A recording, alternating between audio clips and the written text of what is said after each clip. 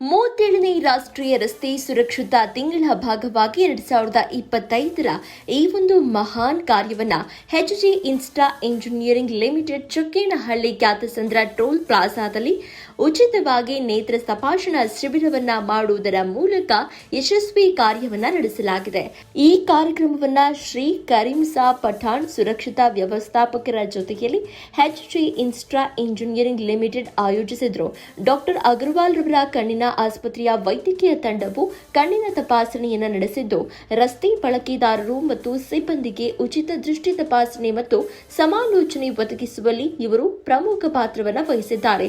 ಚಾಲಕರು ಮತ್ತು ಹೆದ್ದಾರಿ ಬಳಕೆದಾರರಲ್ಲಿ ಉತ್ತಮ ದೃಷ್ಟಿ ಮತ್ತು ಕಣ್ಣಿನ ಆರೋಗ್ಯವನ್ನು ಖಾತರಿಪಡಿಸುವ ಮೂಲಕ ರಸ್ತೆ ಸುರಕ್ಷತಾ ಜಾಗೃತಿಯನ್ನು ಉತ್ತೇಜಿಸುವ ಗುರಿಯನ್ನ ಈ ಉಪಕ್ರಮವು ಹೊಂದಿದೆ.